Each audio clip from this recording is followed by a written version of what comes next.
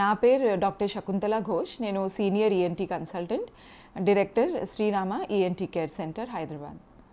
So ఇప్పుడు చెవులో రంధ్రం పడితే దానికి ట్రీట్మెంట్ ఎట్లా చేయాలి? సో చెవులో కర్ణబెరికి రంధ్రం ఎందుకు పడతాయి?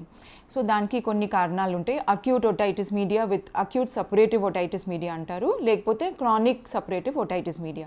ఈ రెండు రీజన్స్ వల్ల చెవులో కర్ణబెరికే హోల్స్ పడతాయి. సో ఏమవుతుందంటే జలుబు చేసి ఒక్కొక్కసారి ఇన్ఫెక్షన్, ఇక్కడ ఒక ట్యూబ్ ఉంటుంది, యూస్టేషన్ ట్యూబ్, అంటే ముక్కు బ్యాక్ సైడ్ నుంచి చెవుకే వెళ్తాయి, మిడిల్ ఇయర్కే వెళ్తాయి. సో ఆ బ్యాక్టీరియల్ ఇన్ఫెక్షన్ అనేది ముక్కు నుంచి, థ్రోట్ నుంచి ఆ ట్యూబ్ ద్వారా మిడిల్ ఇయర్కి వెళ్తాయి. ఒక్కొక్కసారి ఏమవుతుంది, మిడిల్ ఇయర్లో ఇన్ఫెక్షన్ ఫామ్ అయ్యి బాగా పస్ ఫామ్ అవుతుంది. అండ్ పస్ ఫామ్ అయ్యి మిడిల్ ఇయర్ కంపార్ట్మెంట్లో మొత్తం ఎక్కువ హై ప్రెషర్ డెవలప్ అవుతుంది ఆ చీమ్ వల్ల. ఆ హై ప్రెషర్ డెవలప్ అయ్యి ఒక్కొక్కసారి కర్ణబెరి బాగా స్ట్రెచ్ అయ్యి బల్జ్ అయ్యి ఒక్కొక్కసారి అది రప్చర్ అయ్యి కర్ణబెరికి హోల్ పడతాయి అండ్ మిడిల్ ఇయర్లో ఉన్న పస్ బయటకు వస్తాయి. సో అదే రీజన్ చెవులో హోల్ పట్టడానికి. ఇట్లాంటి అప్పుడు మనం ఈఎన్టీ డాక్టర్ దగ్గర వెళ్ళి ప్రాపర్ డయాగ్నోసిస్ అండ్ ట్రీట్మెంట్ తీసుకుంటే యాంటీబయాటిక్స్, తర్వాత cold medication, antibiotic topical ear drops అట్లా యూస్ చేస్తే 1 వీక్లో ఇన్ఫెక్షన్ తగ్గిపోతాయి. ఒక్కొక్కసారి ఆ హోల్ ఫామ్ అయినా కూడా అది కూడా క్యూర్ అయిపోతుంది.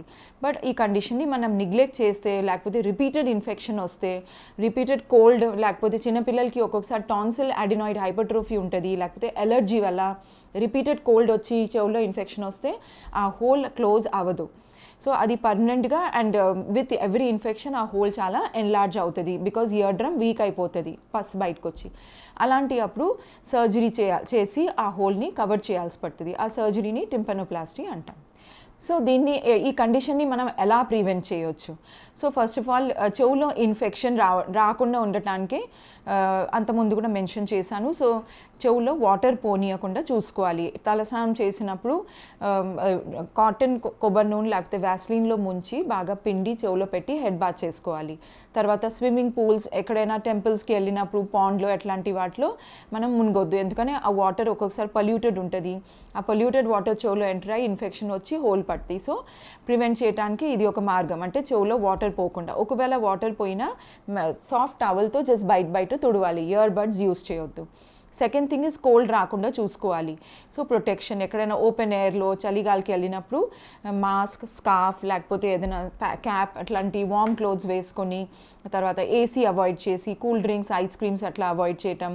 తర్వాత డస్ట్ ఎలర్జీ ఉన్న వాళ్ళకి పొల్యూషన్, డస్ట్ తగలకుండా అట్లా చూసుకోవటం. అవసరం పడితే కోల్డ్కి ట్రీట్మెంట్ అర్లీగా తీసుకోవటం. అలాంటివి చేస్తే మనం చెవులో ఇయర్ డ్రమ్లో హోల్ పడకుండా ప్రివెన్షన్ తీసుకోవచ్చు. చెవులో ఇయర్ డ్రమ్కి హోల్ ఏ ఏజ్లో అయినా పడవచ్చు. చిన్నపిల్లల దగ్గర నుంచి ఎల్డర్లీ వాళ్ళకే, ఏ ఏజ్ వాళ్ళకైనా రావచ్చు, బికాస్ అది ఇన్ఫెక్షన్. సో ఇన్ఫెక్షన్ అంటే ఏ ఏజ్లో అయినా రావచ్చు, బట్ ఎక్కువగా చిన్నపిల్లలు అది కామన్, ఎందుకంటే వాళ్ళకి జలుబు చేసే ఫ్రీక్వెన్సీ ఎక్కువ ఉంటాయి అండ్ వాళ్ళకి ఈజీలీ నోజ్ నుంచి యూస్టేషన్ ట్యూబ్ ద్వారా చెవుకి ఇన్ఫెక్షన్ స్ప్రెడ్ అయ్యే ఛాన్స్ ఉంటుంది. సో ఆ ఏజ్లో వాళ్ళు ఫ్రీక్వెంట్ కోల్డ్ రాకుండా చూసుకోకపోతే వాళ్ళకి ఆ కోల్డ్ నుంచి ఇయర్ ఇన్ఫెక్షన్ వచ్చి కర్ణబెరికే హోల్ పడే ఛాన్స్ ఎక్కువ ఉంటుంది. బట్ ఈ కండిషన్ ఏ ఏజ్లో అయినా రావచ్చు.